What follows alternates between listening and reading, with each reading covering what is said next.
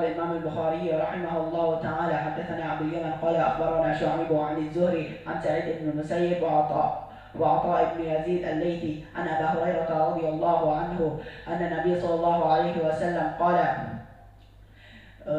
وفي جهنم كلاليب فيضرب الصراط بين ظهري جهنم فأكون أول من يجوز الصراط بأمتي ولا يتكلم يومئذ أحد إلا الرسل وكلام الرسل يومئذ اللهم سلم سلم وفي جهنم كلاليب مثل شوك السعدان هل رأيتم شوك السعدان قالوا نعم قال فإنها مثل شوك السعدان غير أنه لا يعلم قدر عظمه إلا الله تخطف الناس بأعماله. Agama yang paling banyak katanya Kristen. Islam keberapa? Yang jelas dari Muslim kita adalah yang ketiga katanya. Wallahu a'lam berapa miliar atau berapa ratus juta lah. Itu yang hidup di zaman kita 2023. Yang sebelum kita, di zaman bapak kita. Yang sebelumnya lagi sampai kepada zaman Nabi. Itu sampai kepada zaman Nabi ada batasnya, 1443 tahun yang lalu. Iya. Nah yang next generation kita, anak-anak kita, kemudian cicit-cicit kita, sampai menjelang Dajjal datang dan menjelang kiamat Al-Kubra, itu berapa kaum muslimin? Maka mereka akan melewati as-sirat. Dan satu-satu melewati sirat, tergantung dari amalannya tadi, ada yang seperti kedipan mata dan seterusnya, maka Nabi Muhammad sibuk mendoakan umatnya, Allahumma sallim sallim, Allahumma sallim sallim. Maka ini dari sifat menyeberangi sirat, bahwa Nabi Muhammad akan terus mendoakan kepada umatnya, kepada Allah, berdoa tentunya untuk umatnya, Allahumma sallim sallim. Maka apa makna sallim sallim? Kurirahuna li ta'kid. Diulangi salim, salim i'rabnya adalah untuk mentaukid. Wa huwa amrun mukhatab.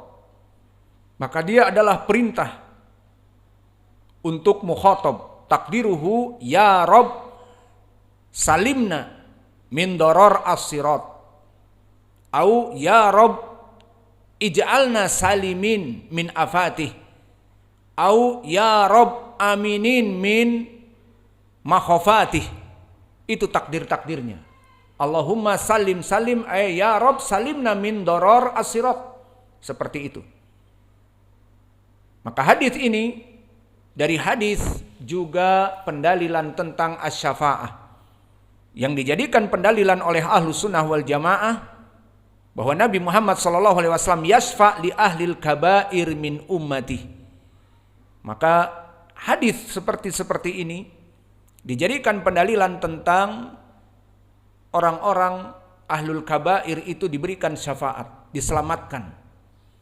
Baik bentuknya dikeluarkan dari api neraka, seperti banyak hadis-hadis bahwa Nabi Muhammad, di hadis Abi Sa'id Al-Khudri diriwayatkan oleh Imam Muslim dan yang lainnya, Nabi Muhammad sujud dan sering terulang hadis ini, kemudian menyebutkan juga dengan mahamidihi, kemudian berkata Allah, ya Muhammad irfa' ra'sak sal tu'tah wasfa' tusyaffa. Wahai Muhammad, angkat kepalamu, mintalah apa yang kamu inginkan dan berikanlah syafaat. Maka dikatakan oleh Nabi, ya Rabb ummati, ya Rabb ummati, umatku banyak yang jatuh kepada api neraka. Nabi tahu di saat melewati sirat jatuh, si fulan jatuh, si fulan jatuh ke api neraka. Maka dia sujud dan berdoa kepada Allah, ya Rabb ummati, wahai Allah selamatkanlah umatku yang masuk di api neraka. Apa kata Nabi? Akhriju man kana fi qalbi, apa kata Allah? Akhriju man kana fi qalbihi mithqala dzarratin min iman. Maka keluarkanlah mereka dari api neraka meskipun di hati mereka ada sebiji iman. Itu untuk orang-orang yang sudah masuk api neraka. Dan di sini gambarannya bagi yang belum masuk api neraka dari mereka tadi di hadis disebutkan minhum man yukhardal summa yanju, di mana kalalib datang menikamnya dan mengangkatnya dan melemparkannya, terpotong, kemudian mau masuk surga ditangkap lagi oleh kalalib, ditusuk lagi, tidak jadi masuk surga, dibawa lagi maka keadaannya seperti itu. Kok bisa selamat? Sumayanju di hadis, kemudian dimasukkan kepada surga, diantaranya dari syafaat Nabi Muhammad sallallahu alaihi wasallam. Maka oleh sebab itu ya ibadallah, lihat Nabi kita mencintai kita. Lalu kenapa kita tidak mencintai dia? Dengan apa kita mencintai dia? Mudah. Hidupkan sunnah-sunnahnya. Hidupkan sunnah-sunnah terutama yang termatikan seperti 2 rakaat sebelum maghrib. Dimatikan di masjid-masjid awam. Di masjid-masjid awam tidak ada sholat 2 rakaat sebelum maghrib. Atau sholat dengan sutroh. Itu kasih sutroh itu Bapak itu. Nanti dikasih tahu kalau sholat dekat sutroh. Itu menghidupkan sunnah. Maka sholat dengan sutroh menghidupkan sunnah, mengikuti Nabi. Agar kita mendapatkan syafaat. Dan menghidupkan yang dimatikan seperti juga sholat dengan sandal. Maka jika kalian cinta kepada Nabi, karena Nabi cinta kepada kita, hidupkan sunnah-sunnahnya. Wallahi tidaklah kita menghidupkan sunnah kecuali faidah untuk diri kita.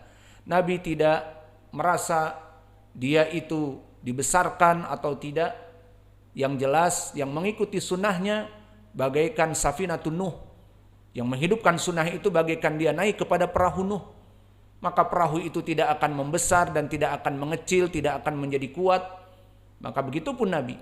Nabi tidak ada urusannya dengan orang-orang dari kita melaksanakan sunnah atau tidak. Yang jelas kita cinta kepada Nabi menghidupkan sunnahnya. Dan yang menghidupkan sunnah Nabi bahkan menjadi sebab diampuni dosa dan kecintaan dari Allah. Allah berfirman, in kuntum tuhibbunallah fattabi'uni yuhibbukumullah wa yaghfir lakum dzunubakum. Maka barang siapa yang ingin dicintai oleh Allah, ikuti sunnahku. Justru kita yang butuh kepada sunnah-sunnah Nabi. Bukan Nabi butuh kepada kita melaksanakan sunnahnya. Maka Allah akan mencintai kita karena menghidupkan sunnah, melaksanakan ibadah dengan sunnah, dan diberikan ampunan. Maka hadis ini termasuk dari hadis-hadis tentang syafaah Nabi kepada kita, karena mereka disebutkan summa yukhardal, mereka tercincang, kemudian yanju, kemudian masih selamat di api neraka. Bagaimana keadaannya? Dimasukkan kepada surga. Adapun mukhalafah dari keyakinan ini, mereka orang-orang al-waidiyin. Siapa al-waidiyin? Al-khawarij. Maka orang-orang al-khawarij dan orang-orang al-mu'tazilah, maka mereka za'amu anna syafa'atahu sallallahu alaihi wasallam inama hiya lil mu'minin khassah fi raf'i darajat wa hadha al-hadits rad alaihim. Mereka orang-orang al-khawarij dan orang-orang al-mu'tazilah yang menafikan syafaat untuk kaum muslimin dari para pendosa besar, maka mereka hanya menerima bahwa syafaat bisa jadi untuk mukminin khusus diangkat derajatnya di surga. Adapun untuk muslimin yang mereka itu pendosa besar, maka tidak ada syafaat. Kenapa? Pertanyaannya. Karena mereka kelompok al-khawarij dan diikuti al-mu'tazilah, para pendosa besar itu kekal di api neraka. Para pendosa besar jika mati itu kekal di api neraka. Maka mereka sangat kejam, mengkafirkan kaum muslimin di dunia. Seperti orang-orang khawarij, mereka mengkafirkan kaum muslimin. Kenapa membuat bom bunuh diri dan membunuh dari orang-orang yang ada di polsek atau di polres? Kenapa mereka membunuhi polisi yang muslim ataupun membunuhi brimob yang muslim? Karena mereka mengkafirkan orang-orang muslim. Dan pemahaman dari pemikiran mengkafirkan kaum muslimin sangat bahaya, meskipun mereka ekstrim atau mereka lunak. Yang ekstrim seperti kelompok khawarij, perang dengan kaum muslimin, dengan tentara dikafirkan, diperangi, dibunuh. Dan di sana ada yang tidak ekstrim tapi tetap bahaya. Seperti apa?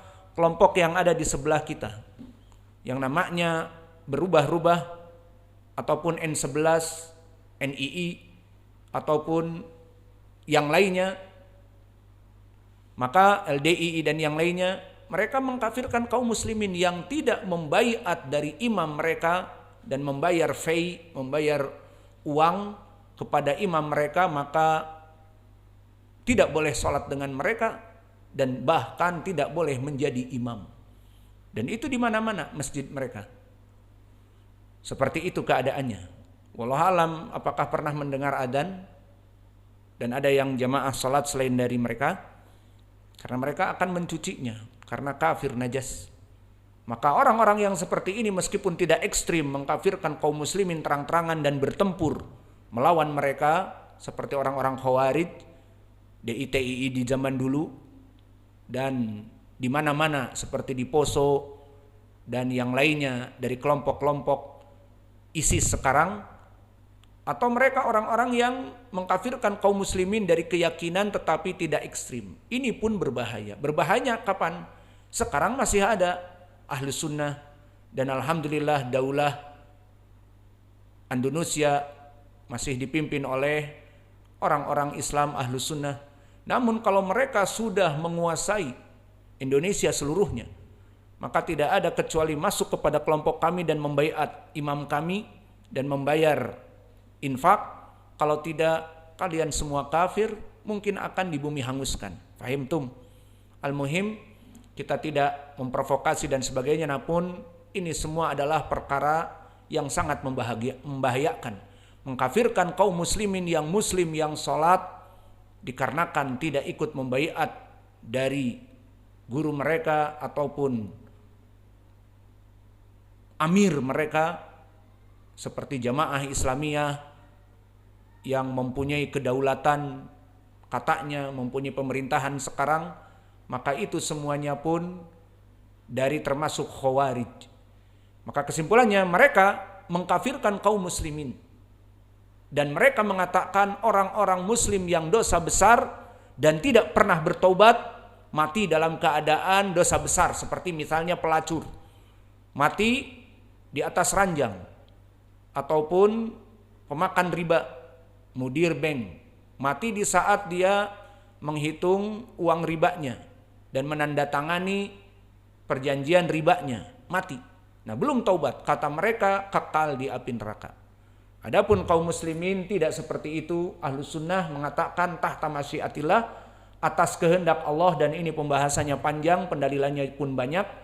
Kesimpulannya di sini, hadis ini bantahan kepada mereka orang-orang Khawarij dan Mu'tazilah, yang mana mereka orang Khawarij dan Mu'tazilah mengatakan orang-orang pendosa besar tidak akan pernah diberikan syafaat. Hadis ini bantahan kepada mereka, di mana disebutkan di dalam hadis, adapun orang-orang muslim maka faminhum man yukhardal tsumma yanju. Maka mereka dicincang di saat melewati sirat karena dosa-dosanya kafarah, maka Allah mengambil dosa-dosanya itu dengan kena kalalib, dicincang atau terjatuh, namun diselamatkan di antaranya dari doa Nabi, Allahumma salim salim di sini.